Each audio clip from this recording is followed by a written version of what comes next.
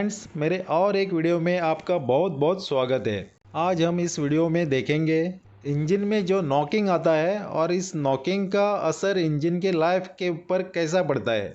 आप जानते हैं कि सभी डीजल जो गाड़ियां हैं वो CRDI सिस्टम पे चलती है और डीजल गाड़ियों में हाई प्रेशराइज फ्यूल इंजेक्ट किया जाता है। अगर हाई प्रेशर में कहीं भी ज़रा सा बदलाव आ गया, नहीं तो कोई भी इंजेक्टर बराबर फ्यूल स्प्रे नहीं कर रहा है, तब डीजल गाड़ियाँ बहुत बुरी तरह नॉकिंग कर देती है। अब इस ग्राफिक एनिमेशन में देखो, पिस्टन जब TDC पोजीशन पे आता है तभी इंजेक्टर ने बराबर स्प्रे करना चाहिए। अगर इंजेक्टर का स्प्रे बराबर नहीं है तो नॉकिंग आ जाएगा। अब आपके सामने ये 4 इंजेक्शन पैटर्न है। राइट साइड में पहला पैटर्न देखें तो इसमें इंजेक्टर लीक कर रहा है, डीजल के बूंद डायरेक्टली पिस्टन के ऊपर गिर रहे हैं। ऐसे कंडीशन में गाड़ी सफ़ेद धुआं दे देगी। ये बिल्कुल ही गलत पैटर्न है। अब दूसरा पैटर्न देखो, दूसरे पैटर्न में इंजेक्टर एकदम पिस्टन के सेंटर में स्प्रे कर रहा है स्ट्रेटली। ये पैटर्न भी बराबर नहीं है, इसमें भी नॉकिंग आएगा और थोड़ा बहुत सफ़ेद स्मोक दे देगा। और तीसरा पैटर्न देखो, तीसरा पैटर्न में इंजेक्टर पिस्टन के ऊपर एक कॉर्नर में ही स्प्रे कर रहा है। ये पैटर्न भी ठीक नहीं है, इस पैटर्न में नॉकिंग बहुत ज़्यादा आएगा गाड़ी में। और चौथा पैटर्न देखो, चौथा पैटर्न में इंजेक्टर एकदम बराबर स्प्रे कर रहा है पिस्टन के सभी जगह।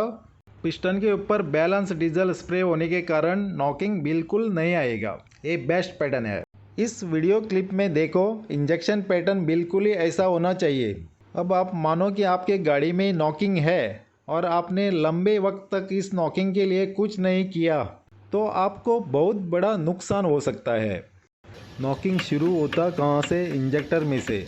अगर इंजेक्टर आपने टाइम पे सर्विस नहीं किए और ऐसी गाड़ी चला दी तो आगे जाके ऐसा प्रॉब्लम आएगा। आपके पिस्टन रिंग में गैप पड़ जाएगा और पिस्टन्स आवाज़ करने लगेंगे, सिलेंडर स्लीव भी कट जाएगा। जब तक इंजन खुलवा के फिर से बनवाएंगे नहीं, तब तक आपका ये आवाज़ सुधरेगा नहीं और क्रैंक बैरिंग्स भी इस तरह ख़राब हो जाएंगे। अगर आपका नॉकिंग सुबह सुबह आता है और 1 किलोमीटर चलाने के बाद वो चला जाता है, उस कंडीशन में आपको ज़्यादा नुकसान नहीं होगा, क्योंकि ये थोड़े टाइम के लिए होता है और बाद में इंजेक्टर बराबर चलने लगते हैं। अगर आपका कोई एक इंजेक्टर ख़राब है और आप डालना नहीं चाहते, ऐसे ही 1 साल या 2 साल चलाते हैं, तो आगे जाके ऐसा प्रॉब्लम आना तय है। मेरे एक्सपीरियंस में मेरे पास ऐसी भी गाड़ियाँ आई थी, उसने इंजेक्टर ख़राब होने के बाद गाड़ी 1 या 1.5 साल कुछ ऐसी ही चलाई थी। बाद में उसकी गाड़ी ब्लैक स्मोक देने लगी और ऑयल भी कम करने लगी। अब देखते हैं पेट्रोल गाड़ियों में। पेट्रोल गाड़ियों में जो नॉकिंग आता है वो है मिसफायर के कारण। दोस्तों, डीजल गाड़ियों में और पेट्रोल गाड़ियों में कंबशन सिस्टम जो होती है वो अलग अलग होती है। पेट्रोल गाड़ियों में कंबशन के लिए स्पार्क प्लग दिया जाता है और स्पार्क प्लग को 25 से 40 हज़ार तक वोल्टेज दिया जाता है इग्निशन कॉइल से। अगर इग्निशन कॉइल ने बराबर वोल्टेज सप्लाई नहीं दी तो मिसफायर बनेगा।